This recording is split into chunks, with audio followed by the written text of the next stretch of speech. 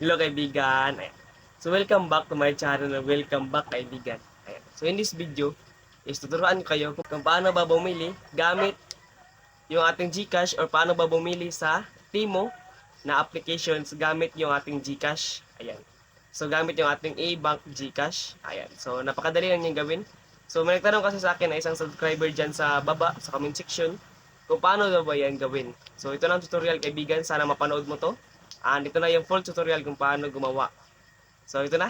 So ito na. Simulan ko na at hindi ko na papatagalin dahil baka mainit ko kayo. So ito na kaibigan. Simulan ko na ang tutorial kung paano to gawin.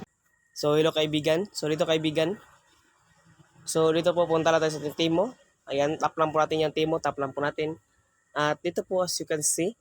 So here's the dashboard po ng ating Timo application. And then so next natin gawin, X muna natin yan. At ads lang naman kasi yun. So dito, choose the item you want to buy. So, pili-pilin tayo, scroll down lang kung saan yung mga item na gusto natin. Dito po, ayan. So, matagal ako nakapagpili ng item dyan, sa pasensya na. So, dito, ayan. So, ito napilian ko po yung slippers. Ayan. So, ito magandang slippers. Trending kasi ito, uso kasi ito sa lugar namin ngayon. So, dito, add to cart lang po natin yan kapag okay po at nagustuhan po natin. Ayan. So, add to cart lang natin. Pili po tayo ng size. Ayan, mga size dyan, pili lang po tayo. Maraming mga colors dyan. May light green, pink, white, black, green. So, meron ding size. Ayan. So, add to cart lang po natin kapag okay na po siya. Ayan, so add to cart lang po natin siya.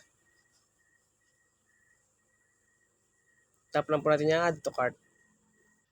At dito po, ayan. So, tap na. Na-add to cart na po natin siya. So, dito po, tap lang po natin yung cart sa taas. Ayan yung cart.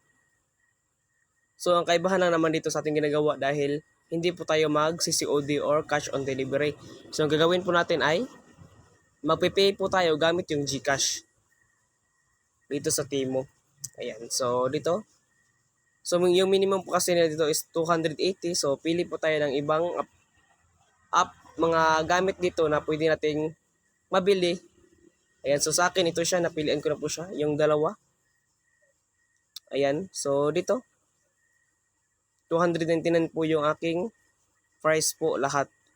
So, yung dalawa po, yung color pencil at yung slipper. So, hindi ko na napakita sa inyo. So, dito yung GCash. Ayan. Tap lang po natin yung GCash kapag gusto po natin.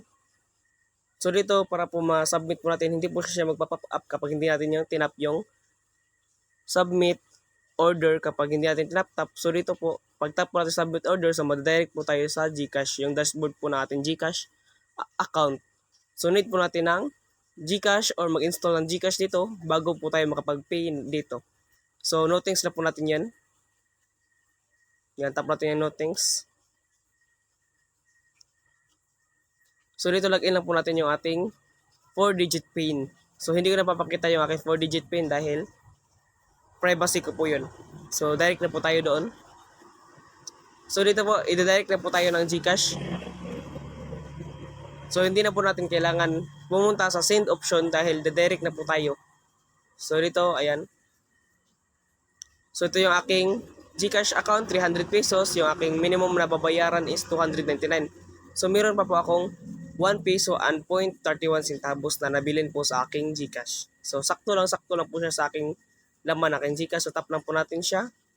At ito na po siya. Ayan, so, screenshot lang po pala natin to bago po tayo mag-back. So, tap na po natin yung done kapag okay na po. So, ito po yung aking reference, yung GCash number. Yan, so GCash na binabayaran ko. So, complete na po siya. Ayan, nakapag-order na po tayo agad. So, napakadali lang. Ganun lang talaga kaibigan. Walang kahirap-hirap mag-order dito sa Timo. Ayan, so done lang po natin yan. So, tap lang po natin yung done. So, payment processing sa Timo application. So, balik na po tayo sa Timo dito. At ito na po nakalagay na payment successfully. So, it means na payment na po natin siya using GCash. So, hindi siya using COD. GCash po ito. So, ayan, tap lang po natin yung ship from Timo. Dito po natin matatrack o makita po yung ating information sa ating orders. So, ayan, check na po siya. So, check ko lang ulit. Ayan, check na po siya. So, yan. Di ba? Napakadali lang.